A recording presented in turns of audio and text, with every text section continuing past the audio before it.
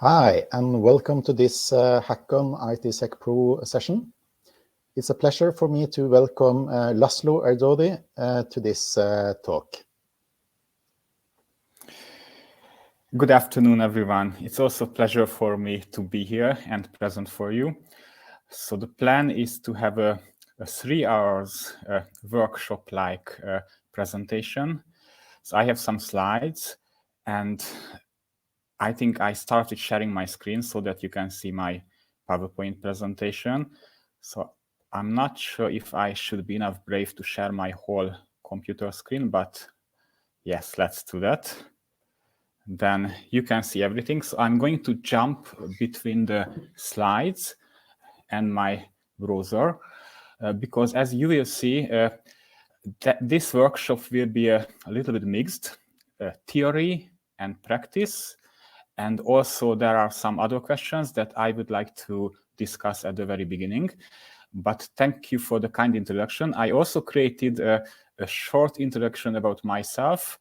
So maybe I just present it. So let me present it, my short CV, just to know me. So probably I met some of you already.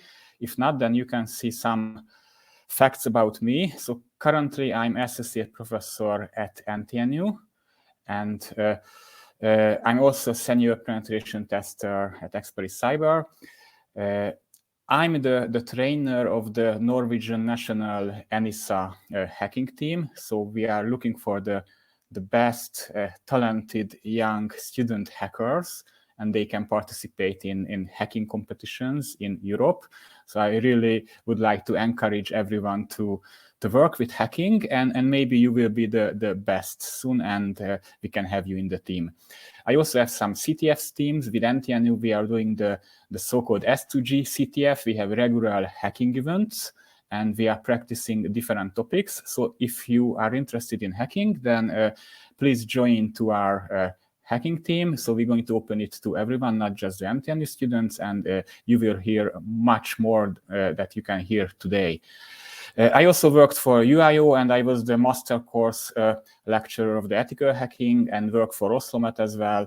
I'm an EC Council certified ethical hacker instructor, and I have many research topics, currently mainly offensive security. Currently I'm working on cyber security in power grids, but I will have another more theoretical presentation about AI-based cyber security. More concretely, the topic will be attacking websites or anything with reinforcement learning. So that will be in 2 weeks. So if you're interested in, then please register for the presentation, because then I show you something which I believe up to date related to artificial intelligence-based hacking. So as I mentioned, it's a bit challenging. Yeah, maybe it's better if I present the whole PowerPoint, not just in design mode. As I said, maybe I have to close it and jump between the browser if I have some practical examples, but right now at the beginning, maybe it's better to have it projected. So as I already mentioned, it's not an easy thing to create such a workshop, because I was informed that there are around 300 audience, that's the maximum number, and most probably the level of background knowledge is different for all of you. Some of you are beginners to hacking, and I would like everyone to enjoy this. Others maybe are much more experienced. So the aim for me was to have something which is understandable for the beginners as well, but also not boring for others, those who have more experience with cybersecurity, especially in hacking. So that was my original idea. And yes, you can see how it was successful. I try my best to try to present something interesting for you. Another question, how much theory should I present? As I said, it's a practical workshop, but I have to explain some basic theory concepts. So these will be explained. And also I created some practical examples for you. So just to sum it up, general concepts, interesting fields will be highlighted, some selected topics, some practical examples, And I also created for you a short competition. I hope you don't mind. Basically, for those who don't like to hear this presentation style things, just would like to do something practical. It's not a really large competition, but I hope it's fun for you. So if you visit the web page, this hackon.hackingarena.no, I do it with you as well. So you can hack with me. So maybe I open a Firefox because the presentation is in Chrome, so I don't want to have something that confuses the presentation. hackon.hackingarena.no. Yes. Yeah, maybe I should have no typo. Yes, and you will see a CTFD platform, and I ask you to register here if you would like to take part in the competition, just to have fun. So there is no award, there is no prize for this, but just for fun, you can find my practical tasks for this workshop. So I'm going to log in with the admin user, and then I can show you the challenges. So this type of platform, probably some of you already use this and know. You have some tasks, and I show you how it works after you registered with that domain. So I think maybe I have a chance, I should have asked it, to send it in the chat. So I'm trying to find the chat. Yes, here's the message. Then I believe you received the link. Sorry, it's not under HTTPS, but yes, it's just a short competition. I hope you don't mind. Good. So after you registered here, you should be able to see the different hacking tasks that you have to solve with me. And I'm going to present the solution at around 3 p.m. today. The very easy task is just to show you how the system works. I already have one solution. So if you visit that web page, then you can find a special Unix string that you can use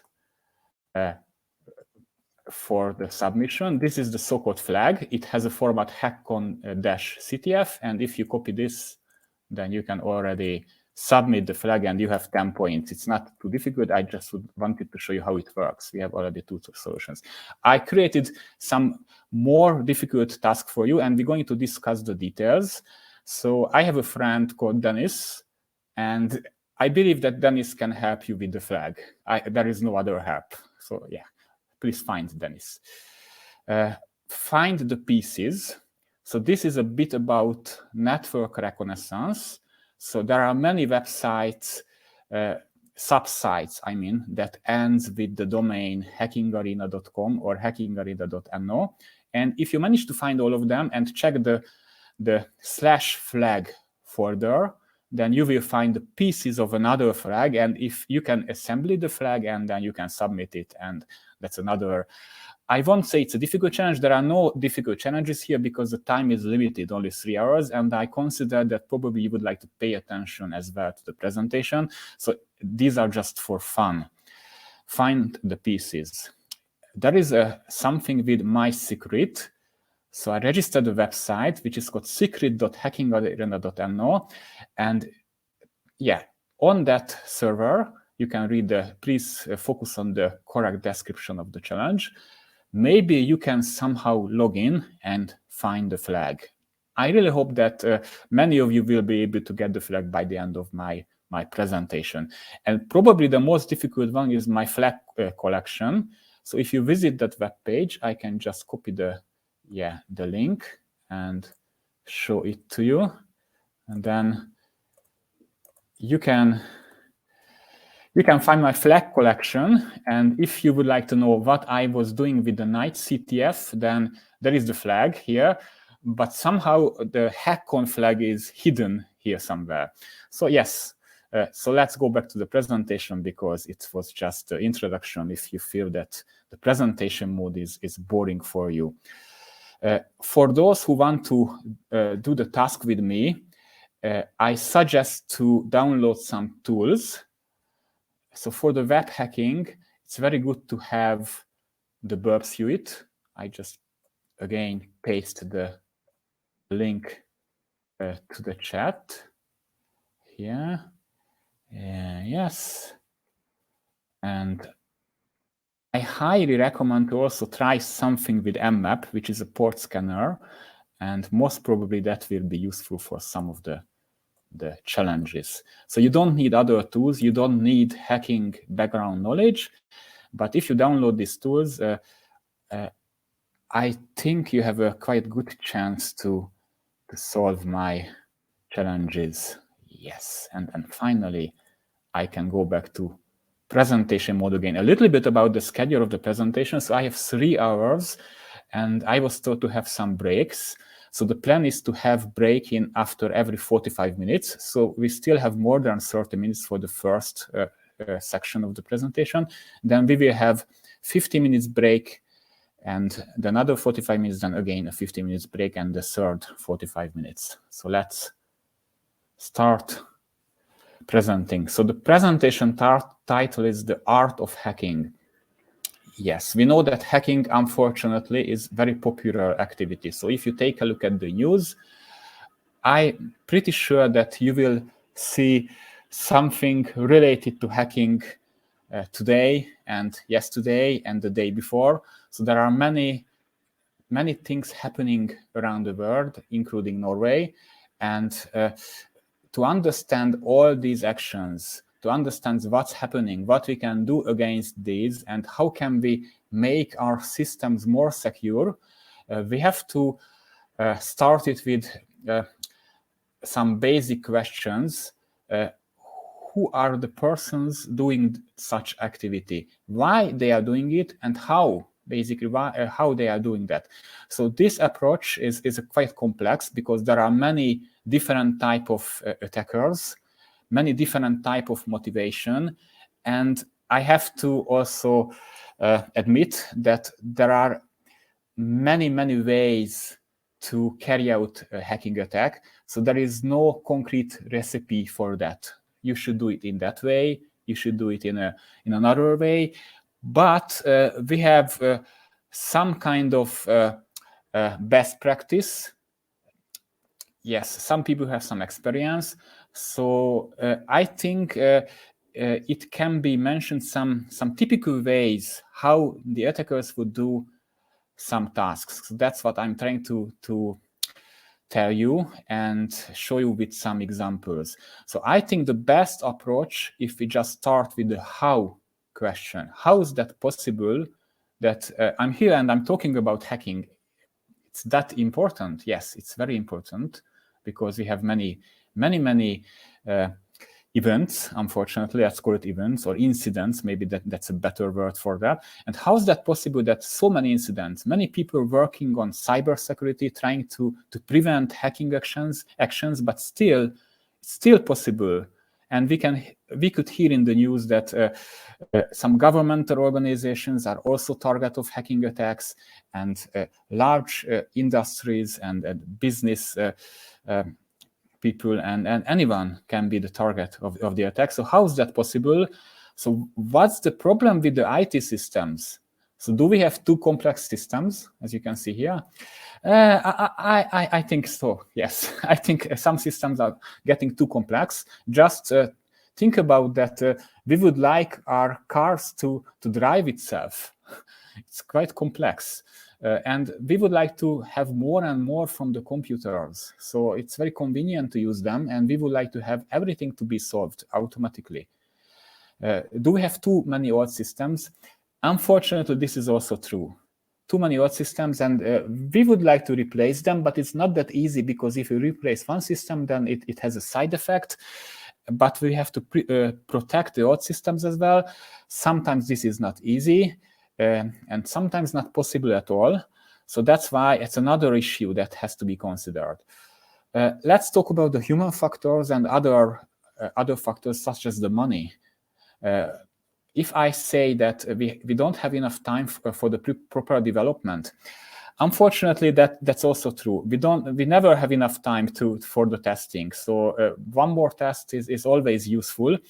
So we need the proper development team with the right background knowledge and the right amount of time.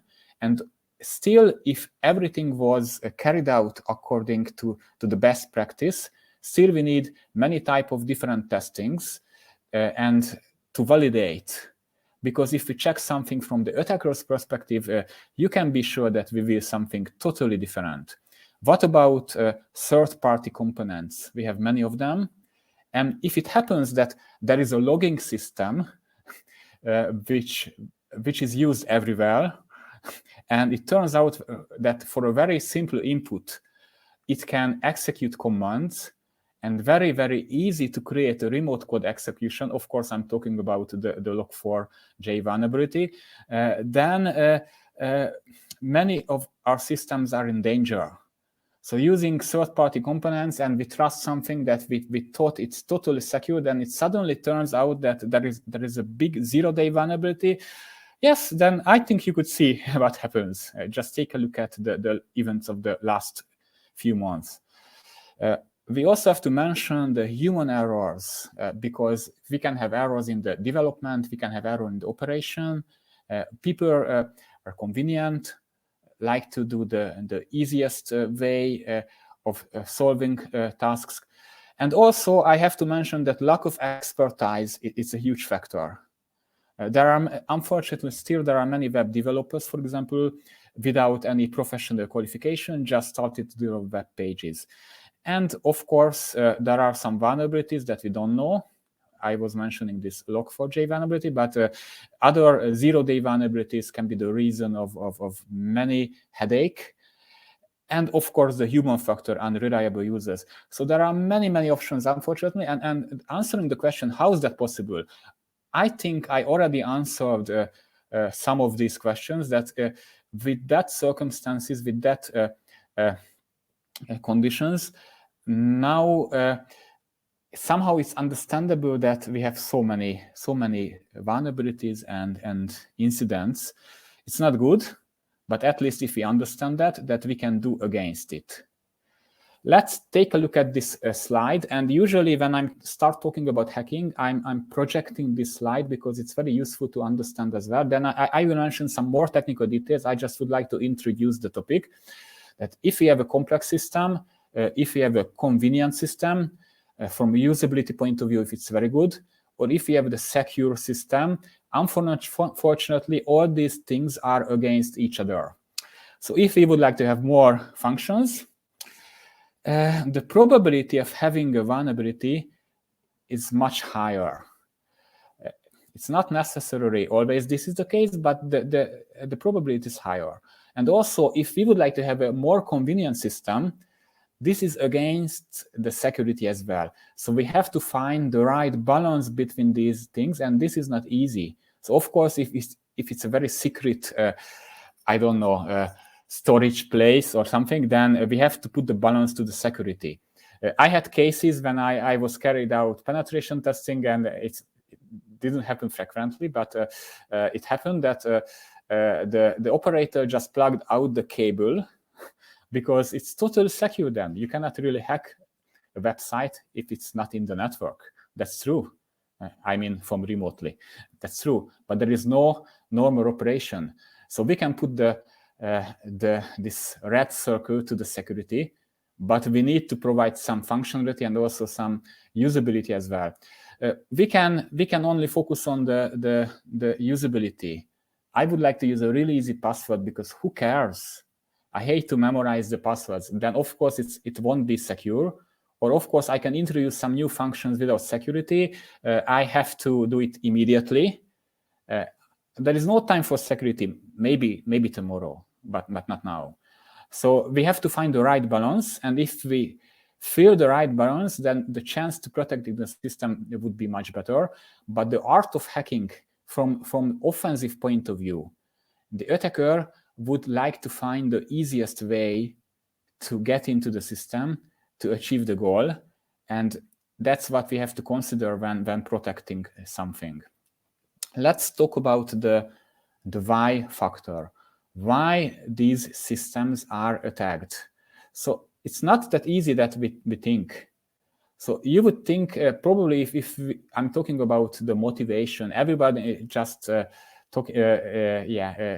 thinking about state-sponsored APTs and attacking, I don't know, governmental websites and industrial secrets, some espionage and others. Or we can talk about ransomwares and some other type of sophisticated attacks and blackmailing the clients to pay some cryptocurrencies. But there are other motivations. We have to start with the easy one. Just it's cool to do something. It's very sad, but that's a very important motivation. Or taking revenge, or causing some kind of annoyance. Let's talk about the anonymous group protesting against something. So there are many different types of motivation. And if we understand the motivation, probably we can find out the technical level of the attacker. So if it's just a script kiddie and trying to download a ready exploit and attack something, then probably there is no planning here, no plan to remove the clues, the traces, and yes, very easy to detect. On the other hand, it can be harmful. But if we are talking about more serious participants, or I don't know how I call them, how should I call them? So if we are talking about more serious attackers, then probably it's much better planned. Maybe this is planned for years, and maybe it's not easy to find it. They have some 0 days. So all this type of motivation attracts different type of perpetrators, and also different type of technical knowledge. That's what we have to consider. So it's a very broad topic. And who are them? Of course, there are some categories. We call script kiddies the amateurs, the kids trying to use ready exploits just to attack the system. We can call black hat hackers. What I'm actually doing, because I'm going to hack some websites, my own websites, this is called white hat hacking, and I'm performing some penetration testing to promote the security. The promotion here is that to show you how it works, and I hope that many people can learn from this, and that altogether that will be beneficial. There are other types, red hat hackers and so on. So these are the attackers, and that was the motivation. And I was trying to summarize some reasons why is it possible. And now, moving on, I would like to present you some ideas about the hacking process itself.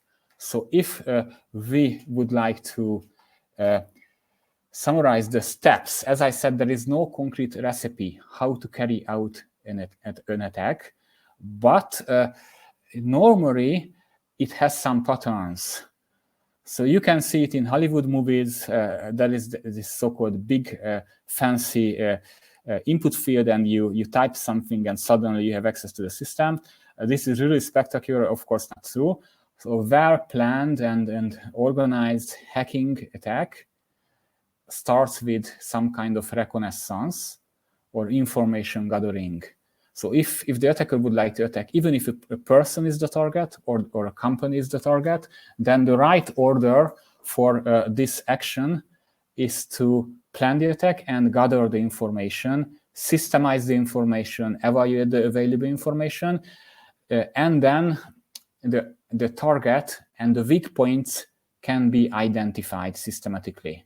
So that's the normal way of doing the attack. Then finding the vulnerabilities, identifying the vulnerabilities, and then the exploitation comes. So we have to find the weakest link and exploit the vulnerability, and then we will be able to carry out the goal. So that would be a high-level recipe how to carry out the attack. But there are many different technical options to do that. So I'm going to present you some selected examples, and as I mentioned, you can do with me the different things. So let's talk about a little bit about the techniques used in hacking. So as I said, everything starts with the OSINT, open source intelligence. That means that the attacker wants to collect public information about the target. Even if the target is a person, maybe a well-formed social engineering, a phishing email, spear phishing email would be perfect for such purpose. Then we would like to find the personal profile of the target person. So if you would like to attack the person, of course, it's psychology, what to send him or her and how to do that. And we would like to map what kind of devices the target person have and what kind of accounts he or she has, and etc. So that can be one direction. Or directly, if you would like to carry out the attack against the target system, the network, then we have to do some kind of network reconnaissance. What kind of services are available in the network? What type of products are used? Is there any non-exploitation options? So of course, it's service specific, but we have to find the vulnerabilities in the services. What are these vulnerabilities and how we can exploit them? There are many different ways of exploitation, many different fields. Vulnerability finding is a very important field. We can use we can do it manually or with some tools, of course. We can look for configuration error or some software related errors, well-known software errors, use the exploit databases to download some ready exploits. Or in a more complex case, what we can do is to do fuzzing, for example, to find some vulnerability and do our own exploit development. So there are many options, many different techniques, and the attacker has to be aware of the different techniques in high level at least, but different type of attackers focusing on different subfields. So there are experts in, I don't know, vulnerability finding or software fuzzing or exploit development, or maybe service-specific exploitation, web hacking experts, or internal network experts. There are many different subfields, and to carry out the attack, you have to be aware of different technical details and have some experience to do that. So these are the things that is useful to know about hacking. And practicing hacking is not easy, but still possible. So I just encourage everyone to learn ethical hacking. The emphasis is on ethical, because then you will have a much better understanding of the system, and you can protect yourself and the system you are responsible for or you are developing, and you can protect all these. Yes, I just realized that I have to check the time. Okay, so I just project again, and still the steps of the process. Because I mentioned in high level what is the normal way of carrying out an attack, but as I mentioned, it all starts with the network, with the reconnaissance, information gathering. So if there is a target, most probably a real attacker would start it with information gathering. Even if you are the target, everyone has some kind of footprint, including me. Just ask Dennis. I'm just referring to that challenge that was the task. Starting the attack would start with information gathering, collecting all information available from the target, from persons, from networks. So if we are talking about networks, then we have to gather the technical information, network-related information, domains, subdomains, owners, service-specific information like DNS information and other. So these are the technical information. And considering all these, most probably we will have the attack surface. So this surface describes how can the target be attacked. And we have to find the vulnerabilities inside. And as I said, the weakest link is exploitation, where the attacker gain access to something. Then he or she can open channels, obtain private information, and also if it's a very sophisticated attack, talking about post-exploitation, this target can be used for other purposes, such as, I think I listed some kind of post-exploitation options, maybe have a hidden covert channel to the target and be able to access the target computer later. So we have a covert channel and we have a persistent access to the target without the knowledge of the target. Then we can continue information gathering. For example, a well-planned cyber espionage, collecting the information for years or maybe for days. That's also too much. Or maybe we can have a planned timing attack. So yes, the infection comes or the attack comes earlier, then there is a sudden time when the attacker tries to attack the system. So then we have access to the target later. Also, we can use the target as a proxy to attack other computers. So there are many options here, but it's also very relevant to mention the post-exploitation phase of the attack when the vulnerability was exploited already, and the attacker would like to have access to the exploited system later to carry out some additional goals. For example, some are listed here. Yes, I think before the first break, I just quickly try to summarize some ideas regarding information gathering, which is also, we call it open source intelligence. It's not exactly the same.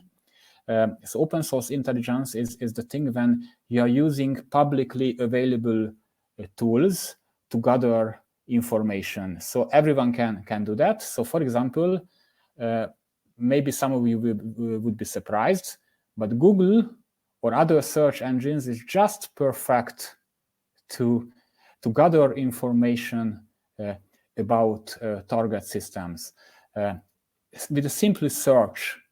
So normally when I'm talking about hacking, and this webinar is about the art of hacking, and I have to mention it, not too many details, but maybe a few. So yeah, you would be surprised how a large amount of information is available just using a simple search engine. So I'm going to load Google here, and let's check what is available with hackon.org. I won't hack the Hackon page, don't worry about that.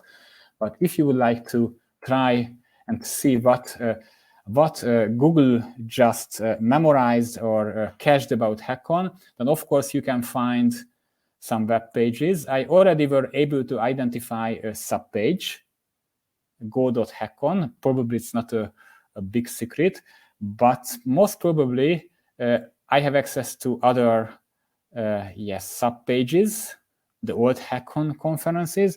And as far as I see, there is no other subpage here, but I can use some other open source intelligence tools. So the aim is to identify the target now, the Hackon page. What is that Hackon? Sorry for using this example, but I can try to enumerate, I don't know, some pen tester tools with open source intelligence, a subdomain search. What other information is available about Hackon? So let's try hackon.org. And I'm going to scan the target and try to find some subdomains, and I really hope it will work now live. I haven't tried that before, but yeah, if it won't work, then maybe we have. Yes, I tried with another way. Pen test. Maybe it's not the right link. Pen tester tools subdomain search engine. I think I used the right one. So it should be, yes, we have a sample report. I think they just changed the page. but then I can find something else. Find subdomains, maybe with netcraft. There are other really good, yes, pentester tools, subdomain enumeration. I haven't tried that medium combat. Most probably it's another good open source tool. You can find it. Yeah, here's the pentest tool. So that I'm looking for that page, but looks like they changed it. Yes, just a minute, and then I try. Maybe I'm using the wrong link, and we can continue. Yes, it's not that easy. Yes, once again.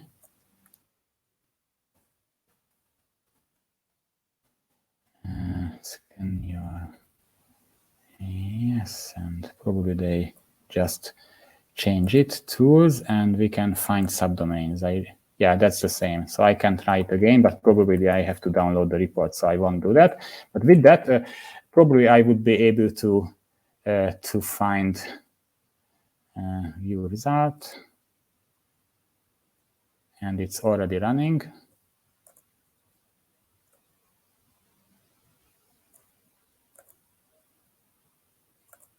And I can download the report, and with other,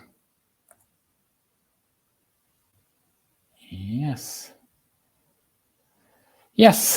so still it was worth doing. Now I know that I have a files.hackon.org, and probably I can identify these as well. So we have the main page. Most probably this is the hosted web page somewhere. We have the go hacking hackon.org. It looks like to me like an Amazon, but we will see. And we have an autoconfig, and we have the files. So if you would like to see where are these file stores, finding the Hackon files, then most probably you have to only check some technical information related to Hackon. Yes, I'm trying to copy it. And with who.is, it's a technical information gathering. Yes, and 9 is missing. Let's find the hosting company of Hackon. It says it's in Europe, so I'm going to try the European provider. Who is the hosting company of Hackon? And it looks like this is the next shop. It's a public company working with domain hosting, so it's just a hosted website, the hackon.org. It's not really relevant for us, but maybe I can find more technical details. So I will mention it later. So what we are doing now, just go back to my presentation, which is called open source intelligence tools. So I'm trying to collect all the information about the target. So I know now that Hackon has some subpages. I know that it is hosted somewhere, and I know the place. And I know the IP ranges most probably because I could see the IP. What else I can do with open source intelligence? Not just the network can be enumerated, but also people. So I think I have a slide about it. I will present it. Maybe I go back to presentation mode, and I still have 6 minutes. Yes. So I can use the social media as well. Social media is another best friend, because people just publish information about themselves. So if it's about people, you can find useful social media accounts. You can find pictures, friends, hobbies, and many other personal information. If it's a company, then the company can have employees. And the result of that type of reconnaissance activity would be to create profiles both for the persons and for the companies. And if it's a company and if it has a network range, then we can enumerate IPs, network ranges, and other related information. So we will have everything to proceed with the next steps. So I have some examples here. So I'm from NTNU, so I hope they don't mind if I just try to gather some information from NTNU. It's quite easy using Google Engine. It's not surprising if you just type NTNU, you will get many information. This is about the Gjøvik campus and some useful information, contact information, address, and some sub-pages, maybe default websites, history. We can also check the main information about the key persons. Who are these key persons? Some important pages, services available. We can see that we have a Center of Cyber and Information Security, many institutes and centers. Also, we can identify key persons. It's not highlighted here, probably the leaders, and the leaders has some profile, and they can be a perfect target for a spear phishing attack, for example. We have, as I mentioned, that news-related information. So if we check the news, then we can get some up-to-date information. So reading the news related to NTNU or maybe to Hackon would provide the attacker an option to carry out a perfect phishing attack. Just referring to the latest event makes the story more reliable and easier to use. So that can be one good reason why to do that. We can enumerate the social media. So I think I just did that. So I have a slide about my social media activity. So if you look for my social media accounts, you can find social searcher or other type of social media finder web pages, open source web pages. Then you can find probably my Facebook page, my LinkedIn page, my Instagram page, and I won't give you more ideas, but many things are available from myself if you look for me. And then you can enumerate and create a profile about me. Maybe you will find Dennis somewhere. I'm just kidding, of course. Regarding the different institutions, of course, you can find the social media accounts of these companies and maybe key persons. I hope the rector of NTNU don't mind if I just put one of the tweets here, which was done by her. And that's how you can read about the target and collect all the information. Of course, there are other options, and not only these that I mentioned. So if you find a picture, so if you would like to find a picture, then I think if you would like to identify someone, maybe one option is to do, that's just a special example, reverse image lookup. So you can, of course, enumerate the pictures. If you type NTNU here, then just show you. Of course, the pictures, you can find many information here, but you can do the opposite as well. So if you check the Yandex page, reverse image, find this image search, then you can upload some image. You can maybe, I can upload, I prepared with some images. So that is now information disclosure, what you can see here, my pictures. So I would like to see this picture is coming from where. So I uploaded the picture, and then I got the concrete address. So it's somewhere in the US, in Florida.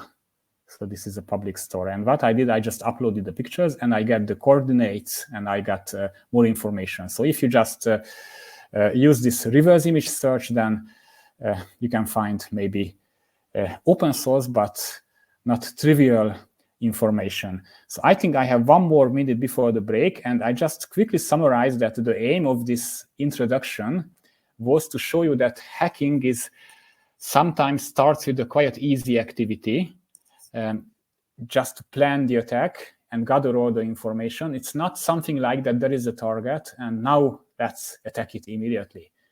it has to be planned. All the information should be gathered together, systemized, and then we have better chance to see the weak points of the target, and that's how we can proceed and find the relevant way how to proceed with the hacking, how to continue. So I just go back before the break to the short competition, and 11 people participating in the competition. That's not bad, but no one found my friend Dennis, and I think still no one managed to find anything here, but you still have time.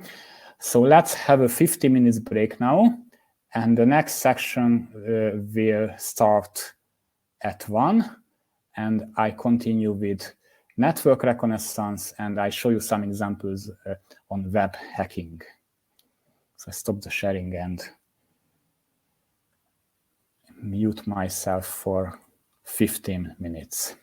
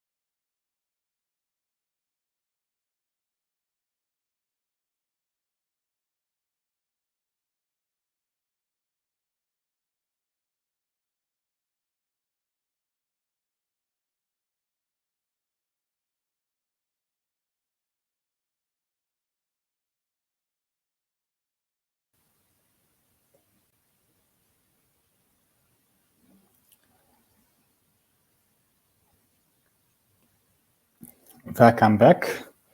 So the break is over. I hope you can still hear me.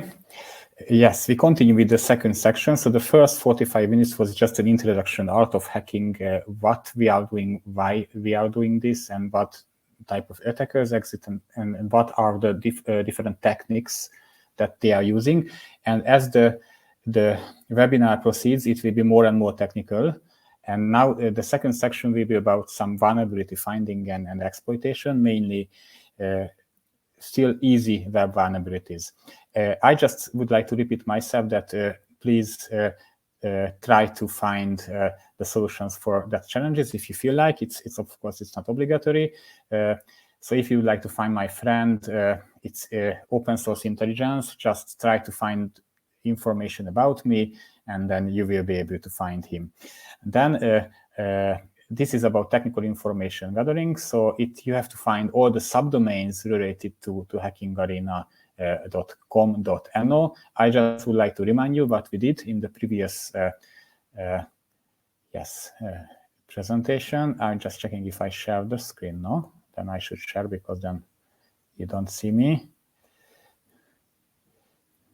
Yes, now you can see that. Very good.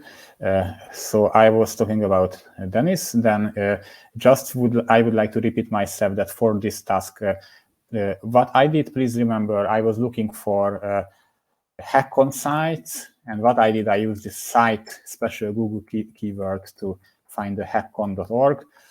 If you do it in the same way, I'm pretty sure you can find some subdomains, or you can also use the pen tester tools, how I did. For that, and you will get the different hacking arena subsites, and you can concatenate then the flag here. There are other type of challenges that I suggested to practice, but we will discuss it now. I go back to the presentation, and just one more thing about it. So of course you can use, there are many other open source intelligence tools. I won't listed everything. Probably 3 hours would not be enough for that. But there is one important that should have been mentioned, is the Wayback Machine or archive, where you can find all information about Hackon. Just very quickly, because of the available time, I can show you that the first version of Hackon was 2005, I think, or I mean this web page. I know the event is much older. Yes, 2005 was the first occurrence of hackon.org, and it was, I don't know, the completion of that year. So with all these open source intelligence tools, the attackers trying to map us and prepare the attack and decide what way to use to attack the target. That was in end of 2005. Yes, I just closed it. How to proceed then? So we have the target, we have the IP address and the network. So you can see some information about the persons. Then, of course, we can collect more technical information about the target with some other still open source intelligence tools. I just projected. viewdns.info is another very good example what the attackers can do to map the network and what is inside the network. In case of Hackon, that wouldn't make sense because it's a hosted website, but still with reverse IP lookup, at least I could find other websites on the same IP address. Yes, let's move on and start with some network reconnaissance. So we have the network range, the target network range, and we would like to identify weak points in the network and try attacking the system. So how can we carry out this? As I mentioned in the beginning of the presentation, the services can be identified by simply port scanner called mmap. So that was the link I sent. And if you manage to download and install it, you could do it later. Then you can carry out some scanning for services here. this activity, so I have to mention here the legal aspects. It's very important because we are talking about hacking, the art of hacking, which can be illegal after a certain level. So what we did using the open source tools to collect information was absolutely legal. So there is no rule or regulations that you cannot collect the information from someone which is publicly available. It is published. You can check it because it's on the internet. What we are doing now is it's getting to be a borderline. So with this tool, with this mmap, we're trying to find services. So how can I do that? I just type here the target. So I just type here, I don't know, hackingarena.com. That's my website, so I can do that. But please don't do the same with other sites like Bank or, I don't know, Sturtinger or something, because then it's a borderline case. And then there is no real reason for doing that. So what is the purpose of scanning a host for open services? In a normal use cases, there is no reason to do that. So that indicates some kind of attack. But if you do it with Hacking Arena, then it's absolutely okay because it's my website. And yes, then probably, I need to add some access to it, but maybe I need to disable the ping messages. Let's try this. So then I will do it in another way. Yes, I gave the right. And then what we should see here, that some services are running on my hackingarena.com website.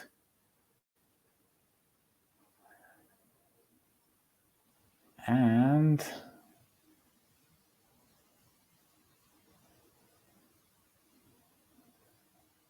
if it works correctly, then it's already there. I just didn't manage to find it. There are 3 open ports on that website. Yeah, it's already listed again. So what you can see here, that was a service finding something. And there are 3 services on hackingarena.com. It's not a big secret, so I'm happy to share with you. So there is this web service, an HTTPS version, which is, by the way, has to be updated. And there is an SSH service where I can log in there, but a public key, private key authentication is required here. So it's not that easy just to attack this service. So it has a web page and an SSH service on that computer. So what I suggest for practice is to check one of my websites that was in the CTF tasks, and probably you will be surprised that there are other services also opened, not just the mentioned one. Yes. So this thing that was carried out was mapping the host and finding open services.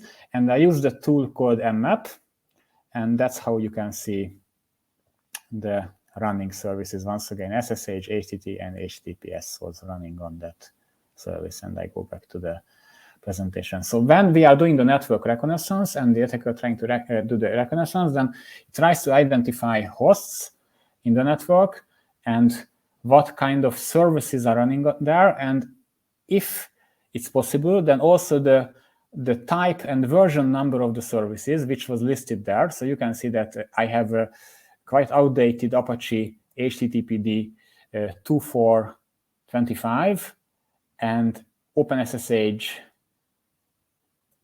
is running on port 22. So the service numbers can be seen as well. Yes, network reconnaissance. Let's talk about some services. So when we are mapping the network, what happens here, that the attacker or the people who would like to carry out the mapping has a position. So maybe it's outside the internal network. So doing it from the internet direction, that's what we did now. So I was mapping my hackingarena.com website, which is in an OpenStack installation somewhere in Uninet. So I was doing it from outside, and most probably I had to cross some firewalls. So the downside of that mapping from outside requires to crossing some firewalls. Of course, the attackers can do the mapping from inside, from an internal network, which is different, because then we can see much more services, or maybe from somewhere in between, somewhere from the DMZ, the network where the servers resides. So it's a special network range, the demilitarized zone where we can see the services. Maybe I can carry out the scanning from here. But the result of it will be some services that are available. So right now we are trying to identify the weak point where we can attack the service. And of course, when we are sending out these commands, we could have a different type of answers. If a service is there, then we got a positive answer. If the service is not there, we can get a negative answer, or maybe the host is not responding at all. And also maybe there is some kind of filtering and we have no answer, then we don't know. So these are the normal answers when the attacker tries to map the target. What we did now was a simple full TCP scan. I believe that's what Nmap did, which means that the so-called three-way TCP handshake was created for all different ports. And the result was that only port 80, port 443, and port 22 was open on my hackingarena.com server, and all the other ports were closed, or we didn't even get a response, so the port was filtered. So in that stage of the attack, we have the target network, and we're trying to find the target applications, target services here. Some useful TCP services, of course. I had now web. I didn't have FTP, but I had a web and I had SSH on port 22. Let's talk about the attack itself. It's service specific, so I just presented some kind of attack type here. So when the service is identified, then the attacker can decide how to proceed. So maybe there is only one option, maybe there is no option, that's the best. But still, a different type of vulnerabilities can be identified. For example, one easy case is a configuration error that can happen with any service. Probably the easiest case is talking about FTP, anonymous access services. The configuration error was that the anonymous access was enabled, and anyone can log in without any valid password. So that's a typical configuration error. In other more complex cases, the attacker can carry out, for example, brute forcing, which means that trying out different combinations to log in. You can see here an FTP brute force with a tool called Hydra. There are other tools for that, but it's a very useful tool for brute forcing different services, and all the combinations were tried here. So I had a dictionary file with all the password combinations, and with this FTP service, I was trying to log in. As you could see, it's a local host, so it's not that serious, but it's an example.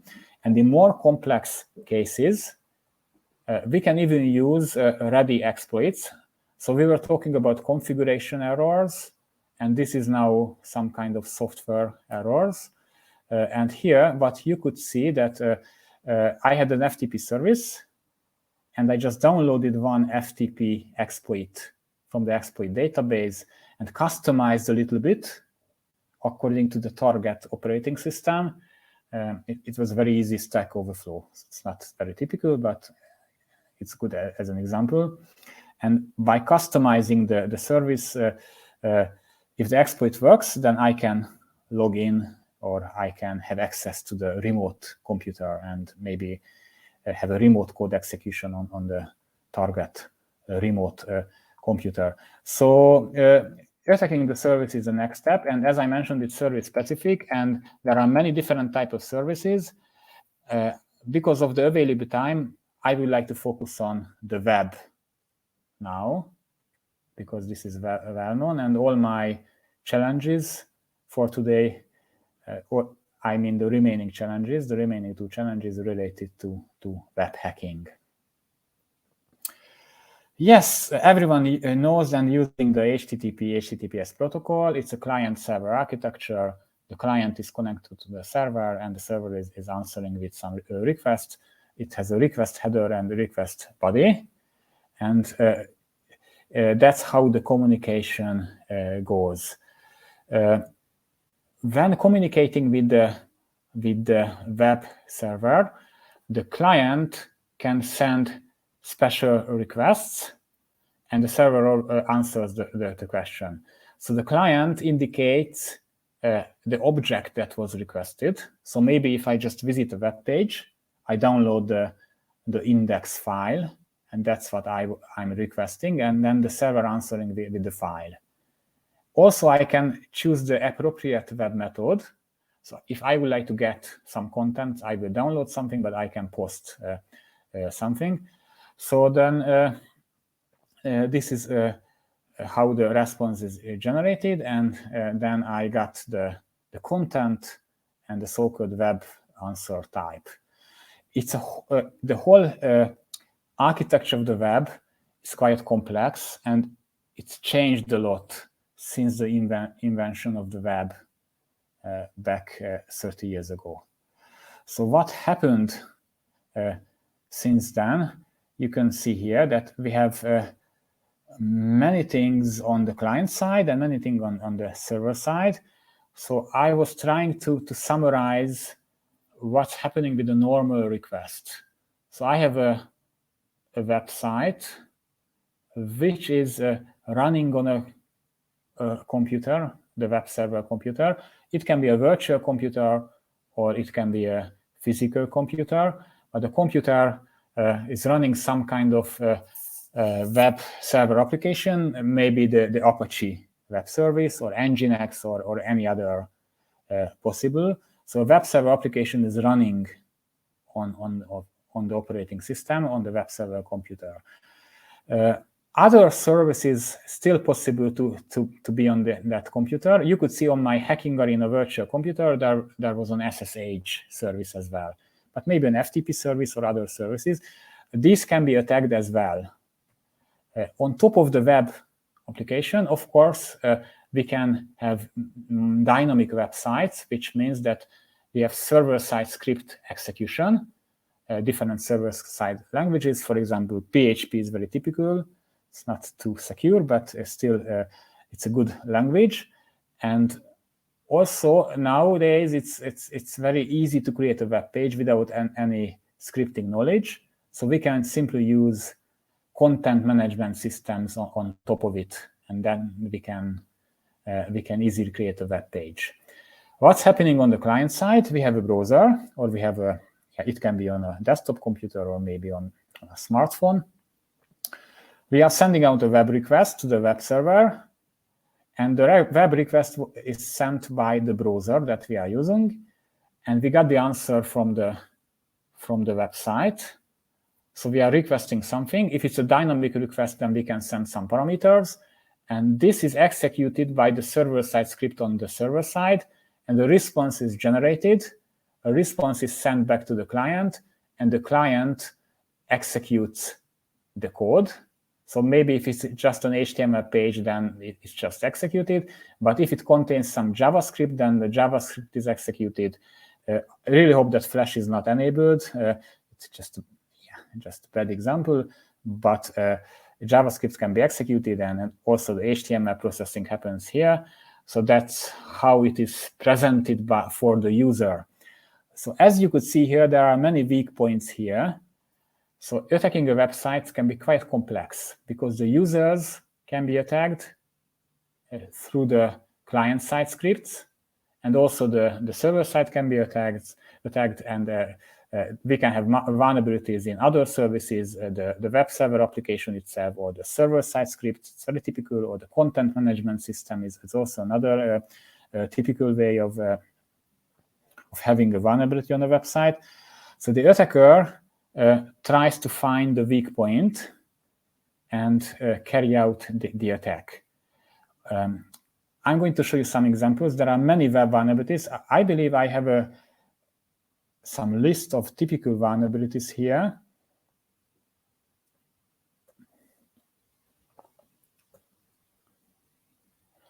There are many of them, and the list is not complete. But of course, we can talk about some easy vulnerabilities. Information disclosure, something reveals.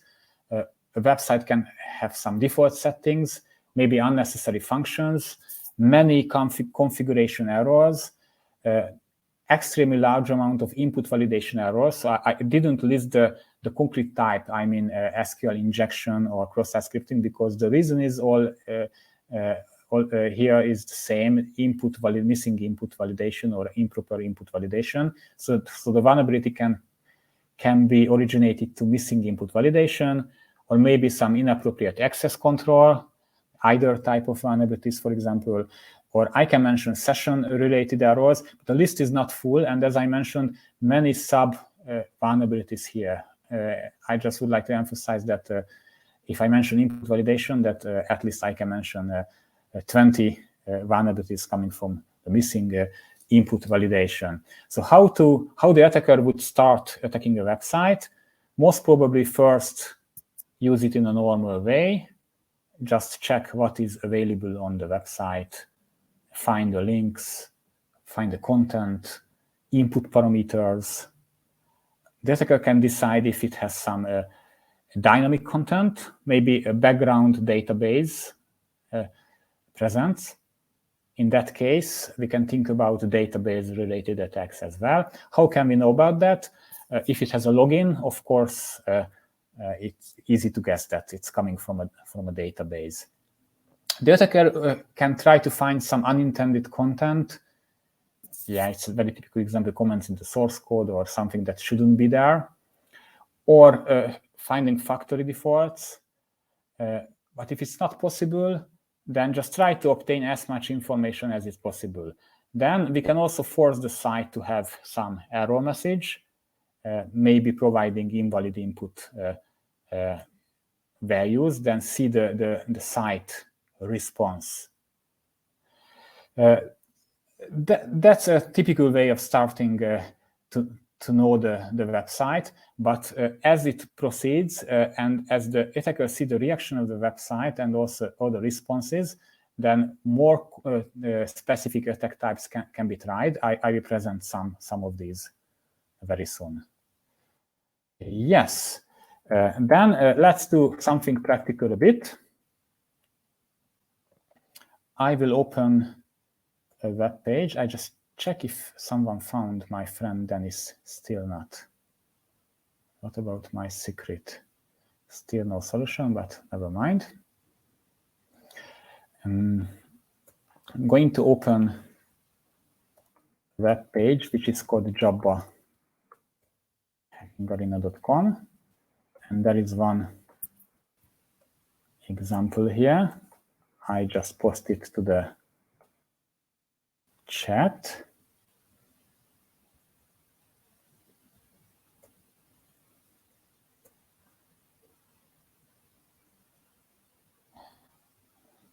Yes, I get a message that I don't have a friend called Dennis.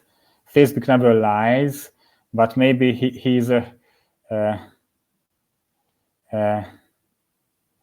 but yeah, I'm trying to answer the questions now. Yes, on Facebook, I have no Dennis friend, but maybe on other social media, Alexander, I have a friend, Dennis. Yes, another question. Yes. No, please don't do Hackon. You can attack my server. Hackon was just an example of information gathering. So if you can use GoBuster on Hacking Arena, and you can use it on hackon.hackingarena.no, but not on hackon.org, please. Yes. Yes, his name is Dennis, but he is on a special social media. So the question is if you find all my social media accounts or not. It's not Facebook. I can help you. Maybe it's owned by Facebook, but it's not the Facebook. Yes. Okay. I will present you the solution, and you can then see that how easy was that to find. Maybe it's not that easy as I thought. Yes, I'm just opening this page, and we were talking about service-specific vulnerabilities. So here's a web page, and the thing is, that whatever I type here will be repeated. So if I type you just a hi message or hi, simple, then it will be repeated. But that means that I can also type maybe some HTML information, for example, bold, and I type hackcon.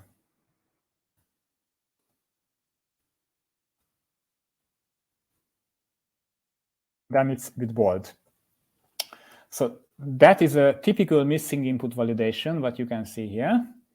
And you can already found out from the name that the vulnerability is called cross-site scripting. It's a very well-known vulnerability and very quite easy to exploit sometimes. The exploitation is on the client side. So what could happen here? Many things could happen. So once again, there was no input validation, and the site let us type anything here. So if I just type here, you can see it's already, there's an example here, which means that this HTML means that I inserted a link to NRK with a text. This is the web page of TV2. And if I just submit it, then I get a link here, which is quite misleading here, because it looks like a link for TV2. But of course, if I click on the link, I get the NRK page. So why is it a problem? Why this is a problem, I mean? So the thing is that if I can insert anything here, I can insert JavaScript as well. So instead of placing a link, I just put this document location JavaScript using the script tags. And if the script tags are there, then it should be executed. Normally, it should have been filtered by the website on the server side. But since there is no such filtering here, the things that happening here is that it's redirected to NRK. But instead of NRK, I could, of course, write something more dangerous here. Maybe my evil website, I mean. It's not my website, evil.com. I don't know who is the owner of that. But I can redirect to anywhere. And if I can do that, then I can create a copy of an existing website.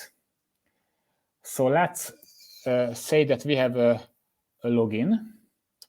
And I can insert a parameter that redirects to another website. I just copy the login page, and I redirect it to my login page, which looks like the original, but it's not. It's my copy. And since it is all started with the right website, the victims might not recognize the redirection because it's redirected immediately by the JavaScript, and still thinks that this is the original website, which looks like the original, and provide the credentials or other confidential information. So that's one option of this exploitation, but I created a summary of such exploitations, and here I present it. So the reason was the missing input validation. So the attacker can provide any HTML element, including JavaScript. So I presented it. I can redirect the page to another site and mislead the user. It happened many, many times already, and it can be quite dangerous. Other things can be done is to rewrite the document content. So basically somehow defacing the site and mislead the user. So that can be very harmful as well. Of course, if you can redirect it to somewhere else and the user thinks that he's at something, but it's another place, then it's quite dangerous. But if I can modify the web page content, it's even more, not even more dangerous, but it's still very dangerous, because then I can customize the website without really modifying it, because don't forget that this type of attack happens on the client side. And another relevant thing that should be mentioned here, that because of that missing validation, the attacker can get the so-called session cookies. The session cookies are the cookies that are generated when somebody logs in. So if you log into somewhere, you get a special session cookie, and if someone needs to steal this, then it's not too good, because then your session can be faked, and somebody can do some actions on behalf of you. So these are the main actions that can be carried out. And if you, once again, if I put the link there, and if you try to enter something like that with this any JavaScript, and I try with this redirection, you can redirect anything. You can rewrite the content with the document body inner HTML JavaScript instruction. You can also rewrite. And just to show you something sad but also funny that happened many times, and I would like to present you one case that is a web page. You can find the original. I just hide the relevant information to be able to identify. What happened that the anonymous group with cross-site, it's not McDonald's, that's another example. The anonymous group changed the constitution, so the law somewhere in Europe, and modified the law that was announced on the web page of the Constitution Court. So a new law was created, and it was announced on the web page, on a governmental web page. And since it has a cross-site scripting vulnerability, the attackers, they call themselves anonymous, inserted an HTML, a JavaScript element that were able to rewrite the look of the page and created a new paragraph in the law. And according to that paragraph, it said that the IT workers can retire at the age of 32. Sounds good.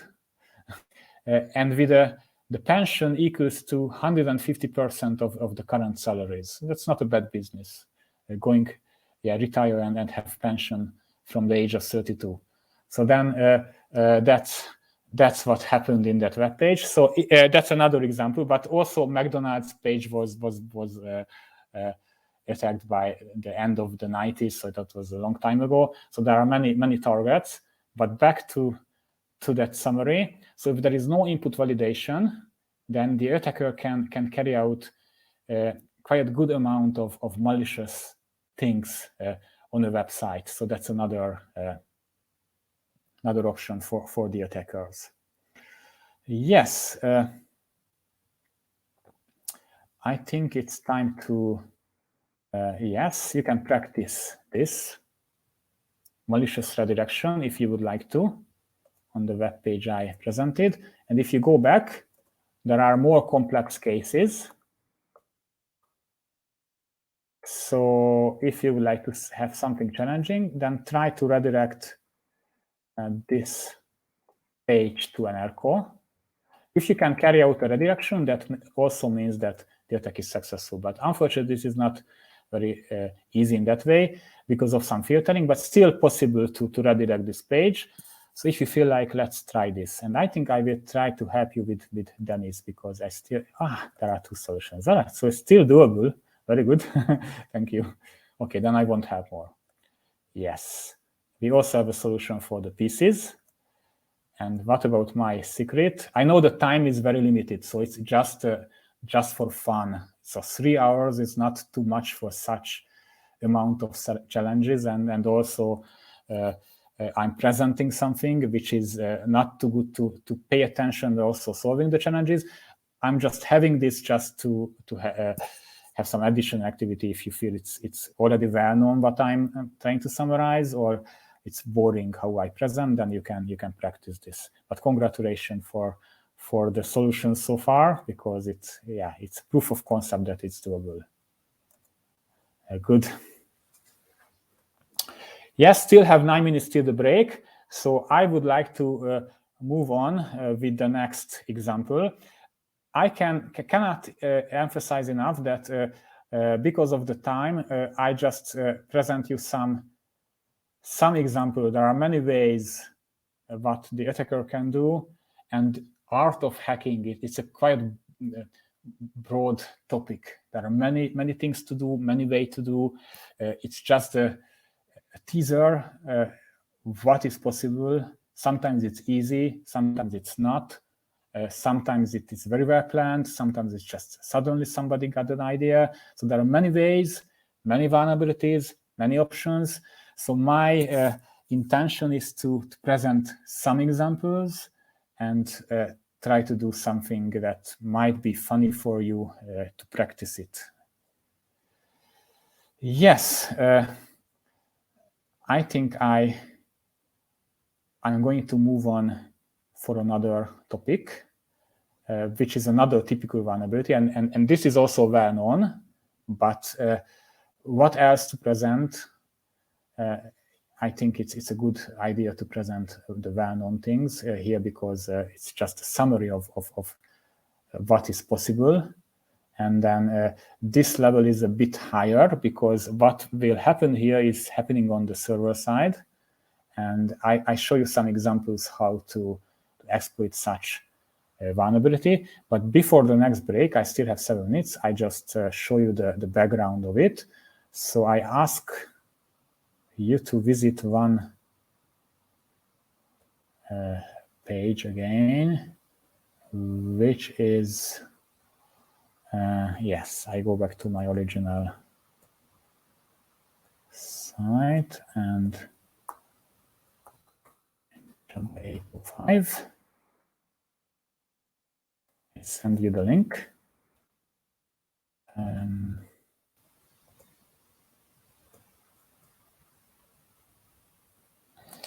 No, not that, Dennis. No, I'm sorry, not. I will show you. It's a fake Dennis. So I have to admit that Dennis is, I just created a fake friend yesterday, just not to misunderstand it. Yes, the next example will be related to that vulnerability that I mentioned. So I ask you to visit that page that I just sent. And then you can see a login here. And you can try to log in, maybe with Dennis. I'm just kidding. Oh, I won't do that, because then you think that there's something to do with Dennis here. So let's say I try to log in with my name, Laszlo, and my password will be very secure, 1, 2, 3, 4, 5, 6. Yeah. And I send this login, and of course I couldn't log in. What we are talking about now is the input validation again that was missing, but it can present in different levels of the web communication. So just to have a better understanding, I ask you to or pay attention, that's the same, to visit the index2.php page. So that's a copy of the original page. But I created this page to show you what is happening in the background when the input validation is not good. And just to explain a bit more, so when you are using a web page, you don't know what kind of input validation is there. So can you trust the input validation there? Well, you don't know what's on the server side, unless you are the attacker and have access to it, but hopefully this is not the case. So when you are using a website, you have to trust the website. But of course, if you are using a web shop that you have never heard before, probably the trust level won't be the same as for your bank account, most probably. So we don't know how the validation was coded on the website, but here's a bad example what you can try. So once again, I posted the URL, and we will try the index.2 PHP that is here. And I'm going to send once again Laszlo, and that was 1, 2, maybe I sent something else. I don't know, 6, 5. The difference is what I did here is just trying to explain what is happening on the background. In the background, there is a database. So the database is in the background because probably we have many users. And if you have many users, the website has to have a function to register a new user, store the user data. If someone would like to log in, then grab the data from the database, compare the password if it was correct. So we need a background database that stores the data, and then I can log in because my login credentials are stored. So what's the best way of storing the data is another question. So that's a very bumpy example. But what you can see here that in the background, some kind of so-called SQL query is generated that you can see here. That we have select everything. This star or asterisk represents everything from the users table, where my username was my first name, and here is the password that I typed here. And that was just pasted here. And since we are talking about the missing input validation, what I will try here, I just enter here a quote, simple quote. So what is the quote? A quote is already there because that signs the end of the string and the beginning of the string. But if I enter a quote here, what happens here that we have two quotes here. That's not good, because most probably the database engine thinks that we closed it twice and won't understand it. So we will have some kind of syntax error here. And it also clear now, it is also clear now that there is no input validation, because normally this input should not be accepted. Instead of that, what I can try, that I will write something like Laszlo, and you could already see my history. That's why I'm using another password. I'm typing here this expression. So I closed the string and I typed or, and I have 1 equals to 1 here. And I didn't close the second string, so I compare a string to another string. So you can do it much easier. Then what happens here, if I send it, that my input data was the selected one. So the script closed the string and placed that was my input data. But it looks like that it was evaluated in another way, because I closed it. The database engine thinks that that was only my input data. No, sorry. I did something So that was my input data. Sorry again. So that was input data, but the script thinks that this was the only input data, and it was closed by the script. And this data that was provided by me is part of the query. So it will be evaluated. And if it is evaluated, then what we can see that it's looking for a user with my name and my non-existing password, or do the compare 1 equals to 1. And since the second part of this expression was true, I got the successful login message. So once again, it shouldn't be possible to insert such input quote here, because then we can rewrite the so-called query that is in the background. So I could do it in a much better way. Then we have a break. So I just type here Laszlo, and maybe we don't need the password at all. And what if I just type or 1 equals to 1? We don't really need the quote, because if I put a hash, that means that it's a comment. So yeah, you can see it here. That's the same result, but it was much easier, because then the password is empty. 1 equals to 1. Now these are numbers, and this quote is not evaluated since it is closed with a comment. So that's how I could log in. Yes, so I have a guess that you will see something in your challenges. So soon we have a break, but I just quickly check if somebody found my secrets. No, then maybe I help a bit with my secrets. For the secrets, please use mmap, because this is tricky a little bit. And for the flag collection, you need to force the site to have an error to proceed. Yes,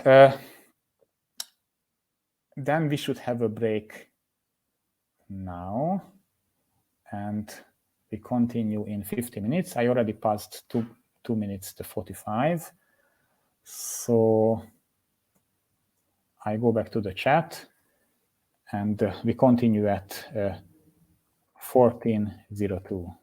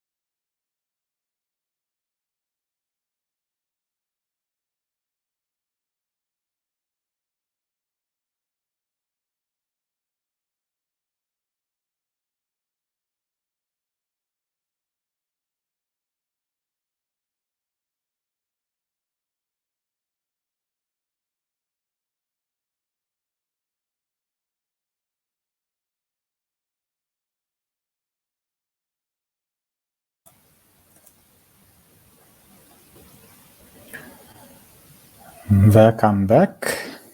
Thank you. So now the last part is coming, last 45 minutes. I hope you still have energy to listen to what I'm saying. It will be, again, a bit more difficult than the previous section because I'm going to finish that web exploitation. Then I will talk about a little bit of binary exploitation, exploits, and other stuff. This is also part of hacking. It's very much part of hacking, to be honest. So I just show some old but easy example where I can present how's that happening in general. Of course, it's not easy to explain all the details, but maybe showing one example can somehow be relevant for hacking in general. Yes. I think, yeah, just one more help for the challenges if you're still playing. So some of you found Dennis, that's good. Here, please, here's this website, but please use Nmap as well if you would like to find a solution. And for my flag collection, it's, as I said, the website has to be forced to have an error to have the solution. I share the screen because I would like to continue the examples. Good. And how I finished the last 45 minutes was to discuss that basic SQL injection. And now I will present you something more difficult, which is on my website. It looks like a real web page with more data. And it's not that easy as it was in the previous case, that it's quite obvious which parameter has to be used for the exploitation. So it looks like an information board of an airport, which is not up to date. So it's coming from a website, but of course it's not the current status of the departure and arrival flights. But I try to show you some way of exploitation. So I just try to identify the input parameters of the website. So I can change the departure and the arrival. Once again, you can do it with me if you feel like. Here's the website. I think maybe just to be on the safe side, I send it to the chat again. Yes, that's what we are exploiting now. And go back here.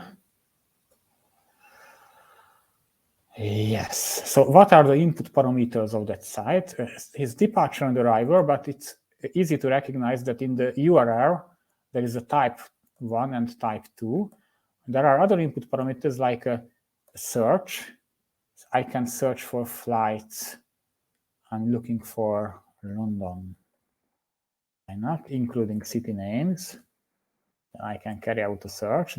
That's another input field, which is a so-called post parameter. So we won't see it in the URL, but we can see the get parameters, the departures and the arrivals. So what I do is to check the input validation. How can I check the input validation? Well, let's try something.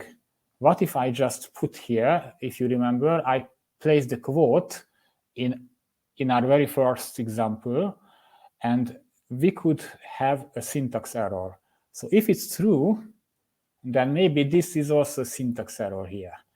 Well, that makes sense since the departing planes are disappeared now. So maybe we managed to somehow modify the input parameter, but that's not enough proof that it works, because somehow I have to do it in a better way. So how to do that? I would like to also check if I type here, or if you remember the same thing, 1 equals to 1. That was that magic expression that I used for the first time. So in that case, there is no syntax error again, because that was correct. So I just added this one, and I didn't close, because the script will automatically close it. And if I'm right, then now it should be correct again. But unfortunately, I still can't see, there's still a syntax error. So either we don't have this vulnerability, or we have to do it in another way, because it's still a syntax error, or somehow we don't get the result. So there are multiple reasons for that. So maybe script using another syntax with a quotation mark. I try the same with a quotation mark.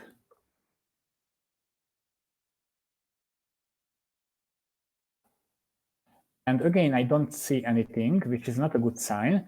Then I have another option, or I have many other options. I'm just guessing now, but manually trying to map the website. Once again, before I continue, just to be clear, what I'm doing now is now okay, because I'm doing on hackingarena.com. But this activity is absolutely illegal on a normal website. So I just would like to emphasize that providing such parameters is a clear indication of an attack. So it shouldn't be tried on other websites. I really hope I was clear. Yes, but on this target website, you can try anything you want. So that's why it's here. So let's try with something else. Maybe we don't even need, you can see my history, that's not good.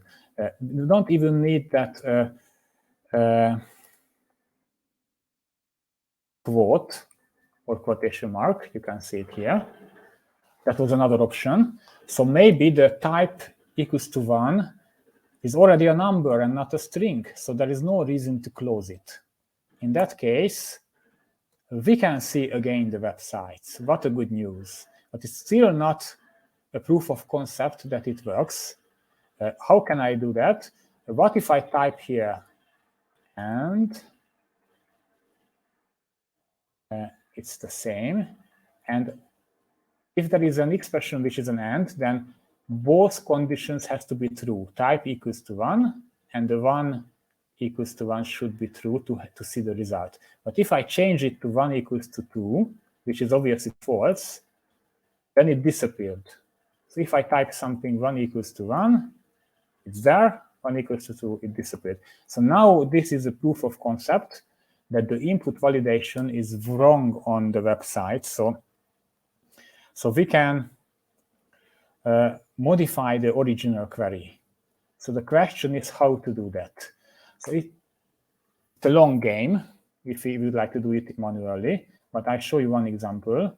Maybe I just write here something that I write a query here. Select is a database query, and one of the easiest query that anyone can do and ask the database is to list the version number of the database, or we can ask the users.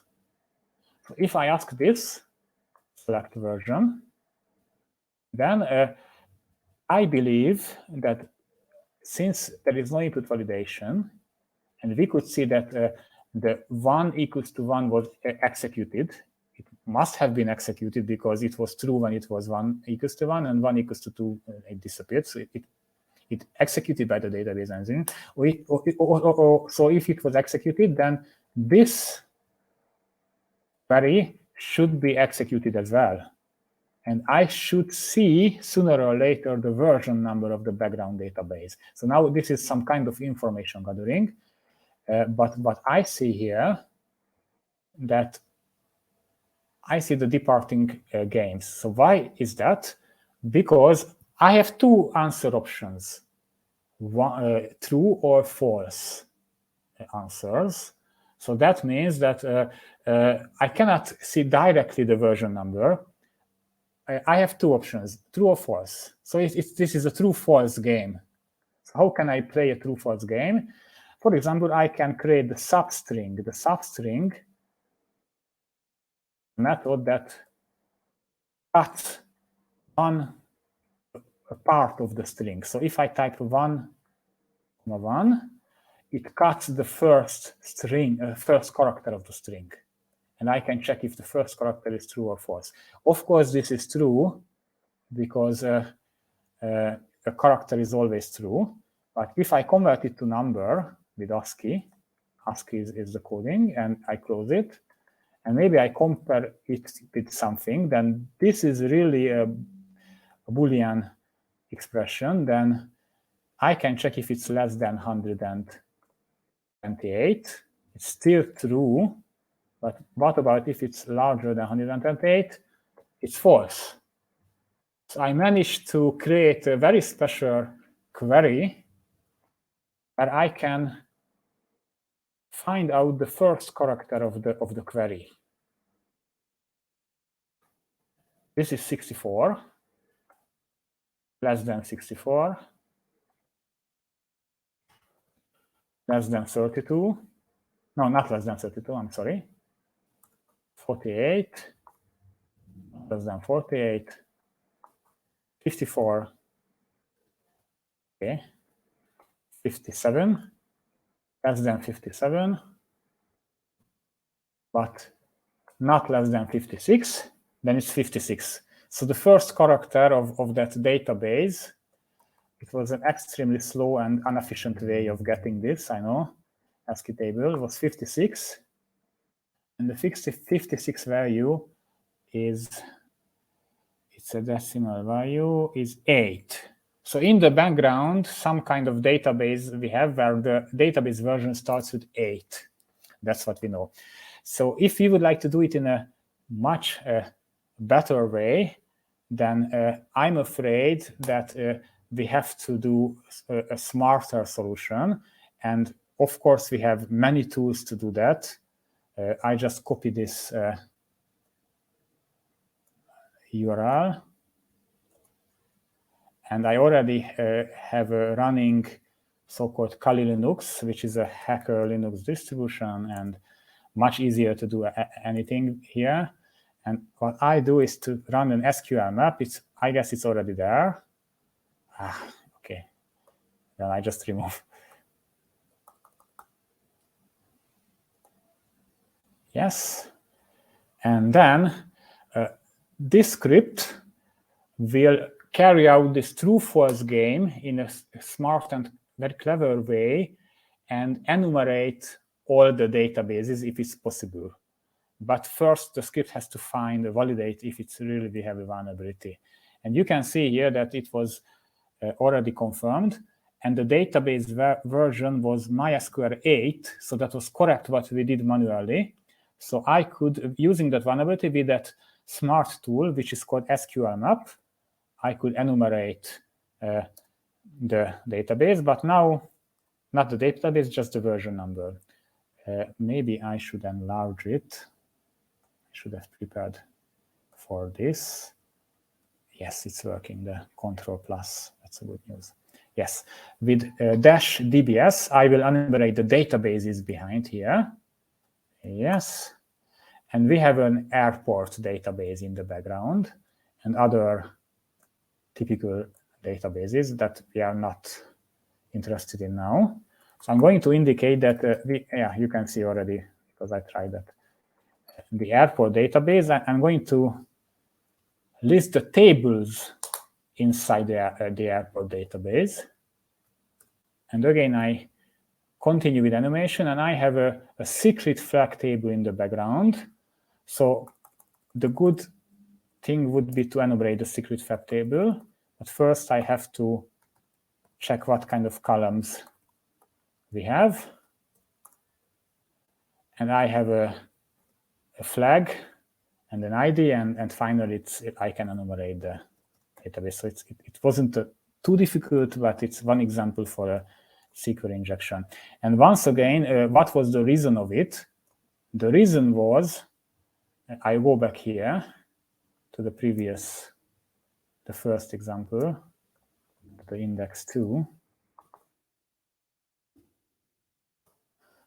So the only reason of that was that when I when the web script created the database query, the input was not validated. So the input was not validated.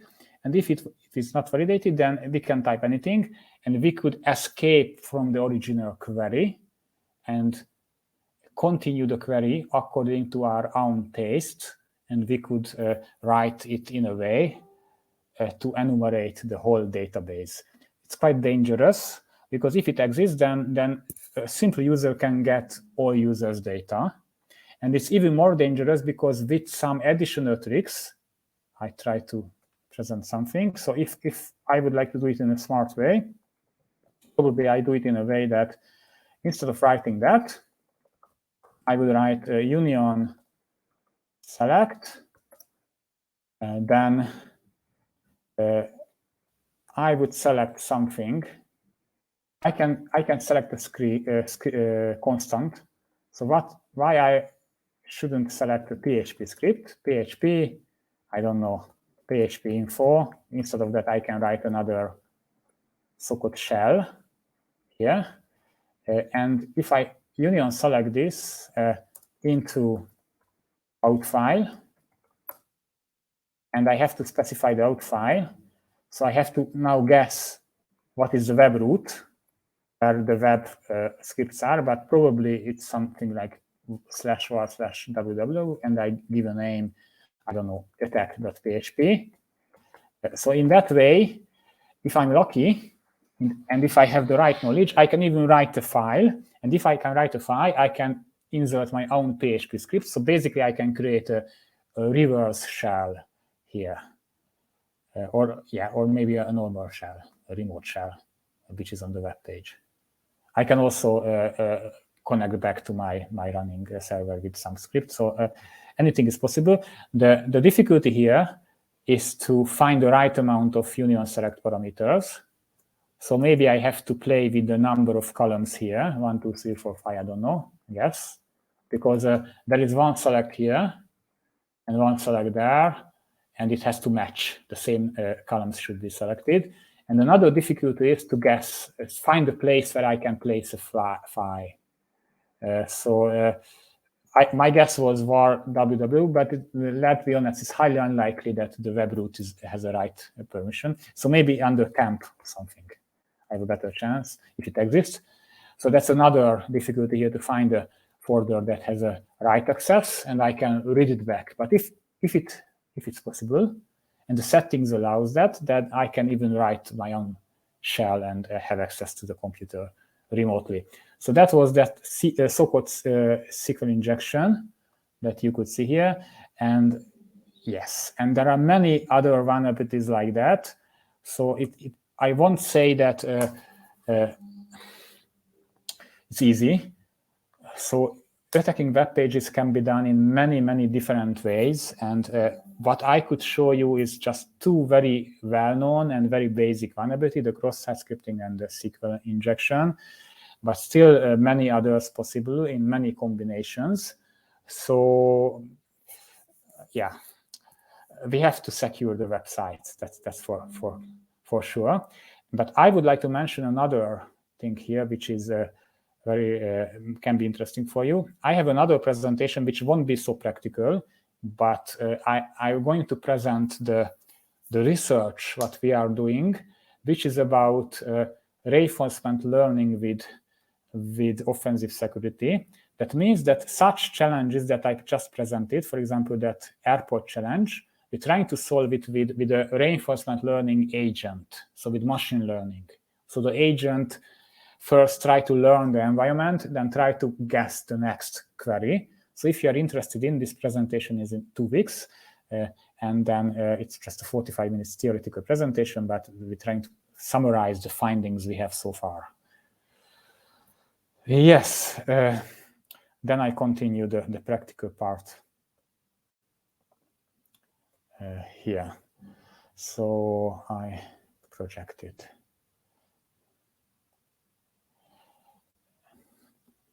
Yes, if you feel like practicing, once again, I emphasize that this is illegal to try it on any websites, but there are practicing websites. If you would like to practice on my website, there are many options here. So for example, on my Yoda page, please try to exploit, sorry, it's here. Try to exploit my vulnerability. So this is a Beatles fan page, and you can list songs and I don't know, gigs, who was the singer of the song, and yeah, it's coming from the database clearly. And if you do it in the right way, then you can exploit this vulnerability. So you can practice it. Just have to find the right parameter which is vulnerable, which has no input validation or not enough input validation. So I put back the slide here. And the last part of my presentation, because talking about hacking without exploits, I already mentioned exploits, but mentioning it with more detail is not really fortunate, because of course we have many web vulnerabilities, we can exploit it. Of course, there are open source intelligence. You can find information about many people, or not everyone, but the target normally. You can do the network reconnaissance. You can find different services. You can exploit the services in multiple ways, maybe a configuration error, as I mentioned, maybe some software error, or download-ready exploits. But the most difficult part is the exploit development. When the attackers are trying to identify a new vulnerability and exploit the new vulnerability. So that is quite a difficult job, and sometimes it's not an easy job. But of course, the relevance of it is not the same as having an SQL injection vulnerability. SQL injection vulnerability is very well known. So if you have such a website, then it's a bad website, because it was no input validation. But having a software with an unknown vulnerability is very likely. That happens. It happens quite frequently. So finding vulnerabilities and developing the exploit for this is another level and more relevant level. But the difficulty level is of course not the same. So I'm just trying to summarize you what is possible. I'm just jumping local file inclusion because probably I won't have time for that. Yes, but maybe I should mention that if you would like to practice